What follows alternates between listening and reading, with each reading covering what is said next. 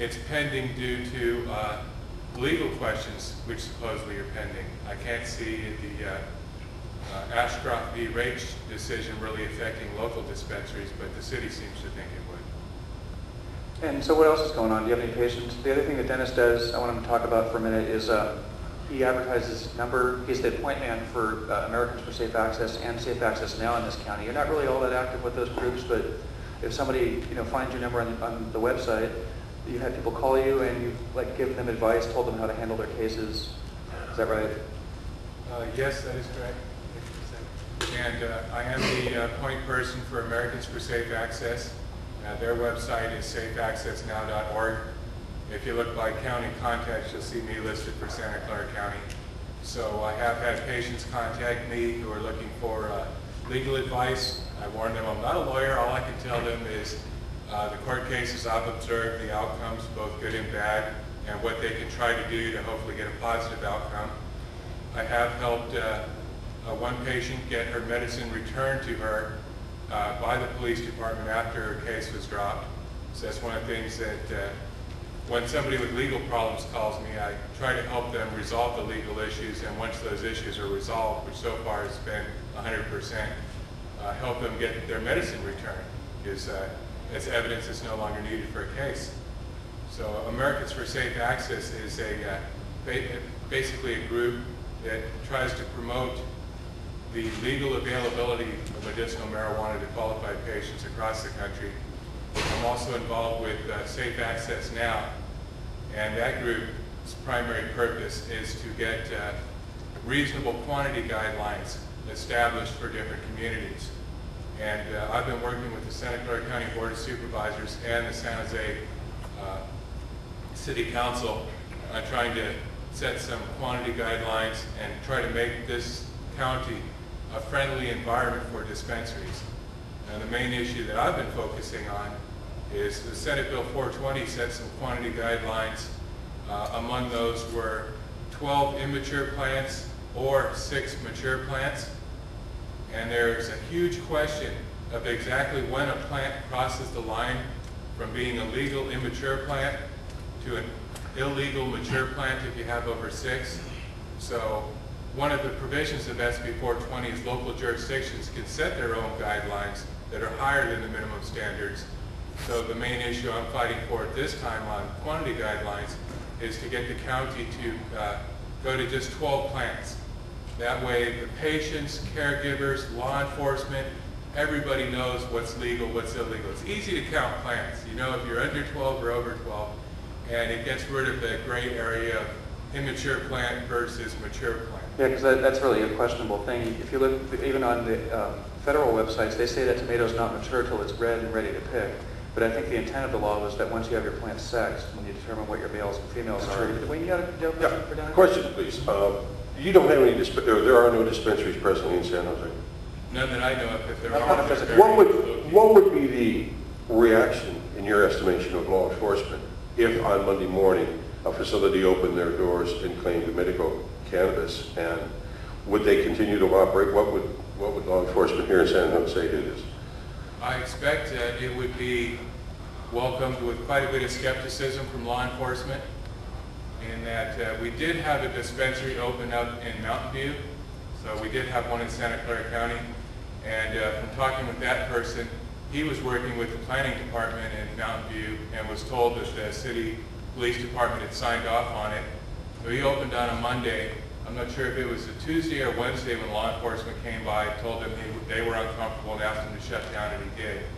So I would expect law enforcement to be concerned at a minimum with the new dispensary and ask it to close with the most likely outcome until that jurisdiction, if it's city or county, had set some more precise guidelines. And unfortunately, when I've seen that happen in the past, for whatever reason, the guidelines seem to be set up to exclude the existing dispensary or one that's trying to get open.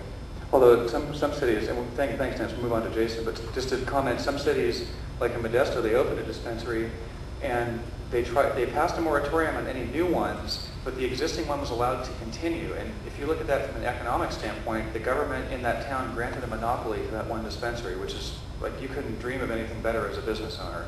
Now I want to go on to Jason here because we're talking about dispensaries.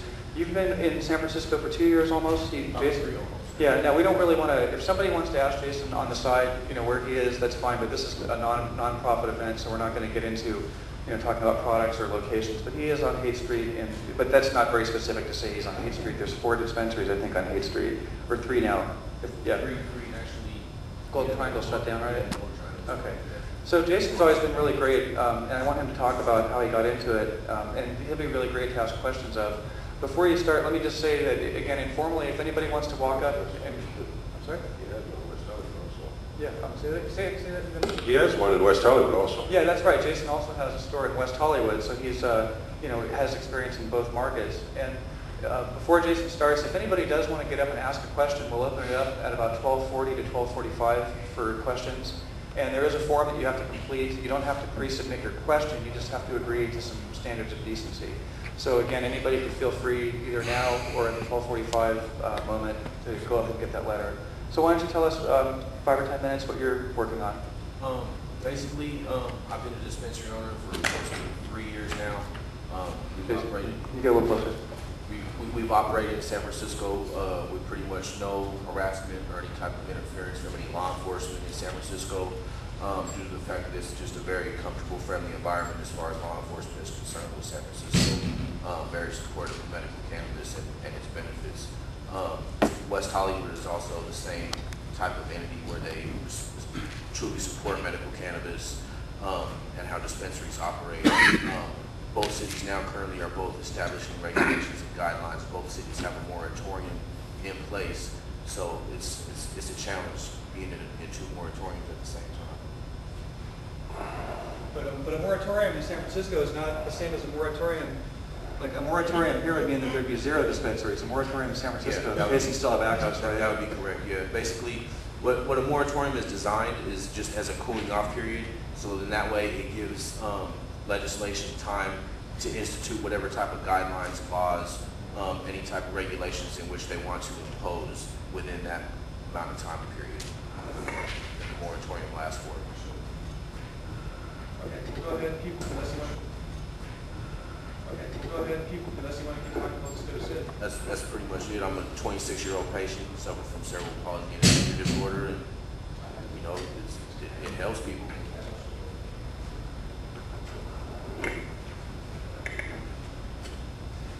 Okay, well, now we're not taking the speakers quite yet, but the one gentleman there says.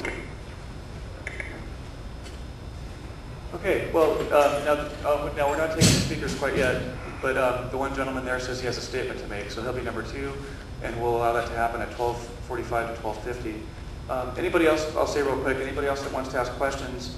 We really want people to ask questions.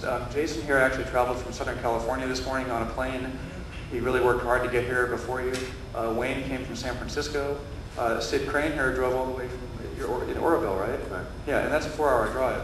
So when you do get up to ask your questions, I understand that one gentleman wants to make a statement, but I want everyone to remember that, keep it on point, keep it on with what we're talking about, and if you're just going to make a statement, regardless of your question or statement, it has to be a minute or less, because we're really here to hear from the experts and hear what their response to the statement will be. And having said that, I want Sid to go next. Okay. Does anybody have any questions of the